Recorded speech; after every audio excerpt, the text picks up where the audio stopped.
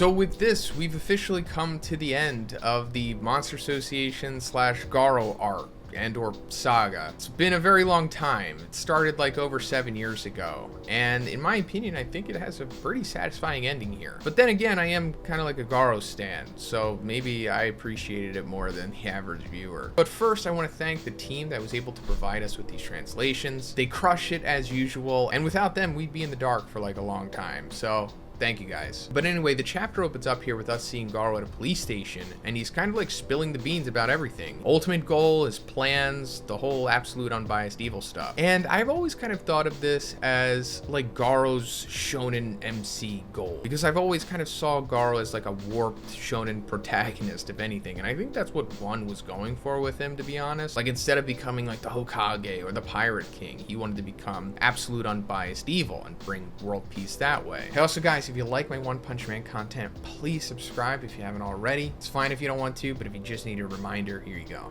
Thanks. But it turns out that he's not at the police station to answer for those crimes, but he's there to make a report about the Dine and Dash stuff. This happened way back in chapter 87. The whole thing where after GAROU's fight with Bang and Bomb, he went to this diner, ate everything on the menu, and then just left without paying the bill. And it eventually wound up with Saitama running into him and like one-punching him without even realizing that, you know, it was GAROU. But this is like the first of two big surprises here, because not only is GAROU here and we're seeing him so soon, but he's with Bang. So this is like super surprising to me, because I really didn't expect us to see him so soon. Because originally in the webcomic, it takes like 17 chapters before we see him again, and that took like 5 years in real time. But first, let's talk about the sponsor of this video, Raid Shadow Legends. That's right, maybe the most popular mobile game out there right now, and there's a reason why it's so popular, because it's like really good. It brings you like a true console level experience to your phone. One of my favorite things in video games is to ultimately square off against the boss, and I think Raid has such an awesome boss experience, because you definitely have fun going through these dungeons and leveling up and acquiring new skills along the way, but every single time you wind up running into like a new, powerful, unique dungeon boss, and they wind up giving you that satisfying, engaging battle that you were really hungering for the whole time going through the dungeon. Another thing that I like about Raid is that they always have something new going on. And this month, they have Forge Pass Season 3 that has some amazing rewards to offer, including a limited edition artifact set, new champions, and some awesome looking champion skins for the incredible Madame Ceres. But that's not even the big news, because later this month, Raid is giving everybody's favorite champion the upgrade he deserves. That's right, Death Knight is finally becoming a legendary champion. It's something that we've pretty much all been waiting for, right? So that being said, this is the best time to get started in Raid. And if you click my link in the description or scan my QR code here on the screen, you'll get unique bonuses worth $30. We're talking a free epic champion, Aina, 200,000 silver, 1 energy refill, and 1 XP boost, along with 1 ancient shard, so you can summon awesome champions as soon as you get in the game. All this treasure will be waiting for you here.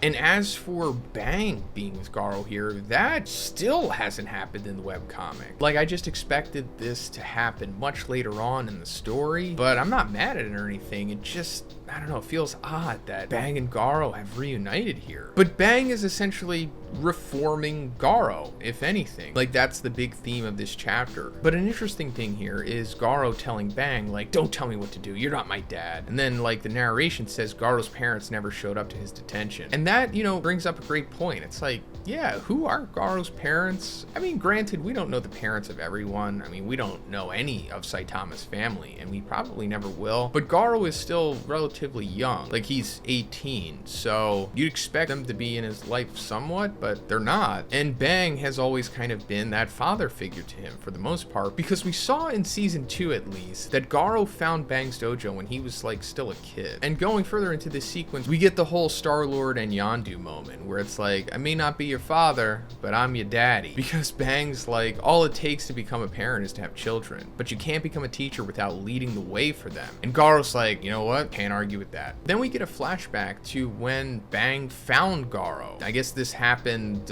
sometime after he lost to Saitama in the previous chapter. And we see Garou under a waterfall. And this is super interesting because this is originally where we see Garou again for the first time in the webcomic, 17 chapters after he's defeated by Saitama. But it's actually King that finds Garou, not Bang. Going forward, Bang thinks to himself saying like, I'm the one who showed you where these secret training grounds were. He may well have wanted me to find him. And I'm pretty sure that's the case. Like Garou ultimately wanted to reunite with Bang. But you know, the way that Garou is, he can't just straight up say, I'm sorry, Sensei, take me back. But Garou says, the only reason I came back to you is so I can remember my fist. And then essentially that Bang is the only one on his level and that he only really wants to spar against him to get stronger. Then Garou asked Bang like how Tario's doing, and we cut to Tario and he's kind of reliving Garou's childhood here, as to where like they're on a very similar playground that we saw and they're forcing Tario to be the monster, and the three bully kids are, you know, justice kicking him the same way that Garou was kicked. But the difference here is that Tario has like an upbeat demeanor and he's not feeling necessarily victimized the way that Garou was, but he's kind of embracing this role. I'm Garou, man, the hero, and you guys are actually fake heroes. So in a way, Garou is kind of achieving at least partially one of his goals, and that is mitigating Tario's bullying here by showing that you can be like a hero, but you don't have to be a hero in the traditional sense. You could be like the anti-hero like Garou, which is something that Garou didn't necessarily have when he was a child. He kind of construed monsters into being anti-heroes, if anything, with the traditional heroes being like these unjust bullies, which is obviously a flawed mindset that led Garou to the path that he,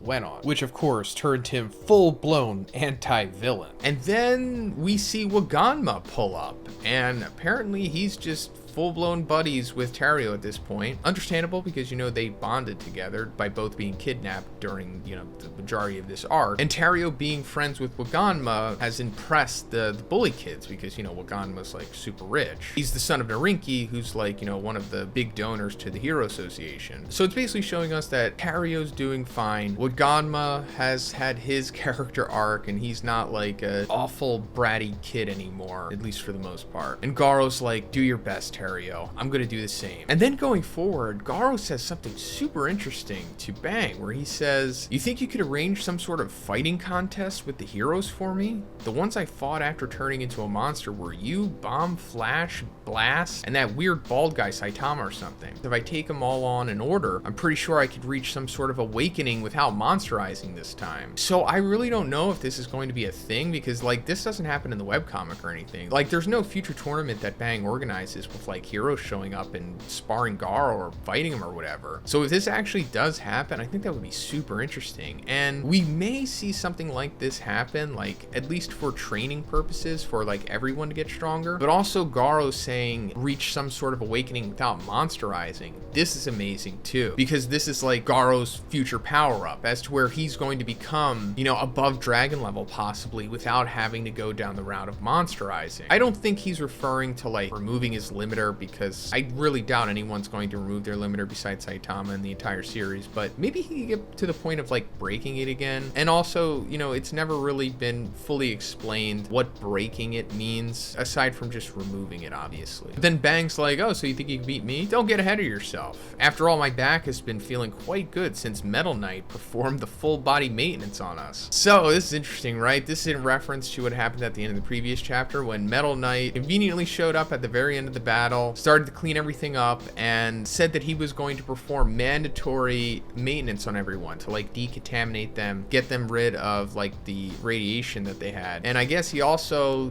did some other stuff and helped them out. And I guess this is supposed to make you partly suspicious of Metal Knight for sure, right? Because that's the game that one has been playing. He wants you to think that Metal Knight is your enemy, as Drive Knight put it. But I'm pretty sure by now you know my stance. Metal Knight is not not the bad guy here. It's actually Drive Knight. But anyway, we come back to the Hero Association and we see Second Guard talking to Sitch. They're talking about Garou here, and Sitch says Silverfang will become his guardian and will introduce him to the association eventually. Now, I don't know if that literally means that Garou is like going to join the Hero Association and become an S-class hero, but anything is possible at this point, I guess. It's just hard to see Garou willingly doing that, because while he is like a good guy now, still think the core fundamental of him is still opposed to just the whole idea of a hero and the Hero Association itself, right? But I do think that he will fight alongside the heroes for sure. He'll be more so like a vigilante, if anything. We also find out that Bang has submitted his resignation. Bang is like straight up retiring from being a hero here, and I guess he's just going to focus full time on reforming Garou. Now, I don't necessarily think this means that Silverfang is going to be benched for the rest of the series. Like, I'm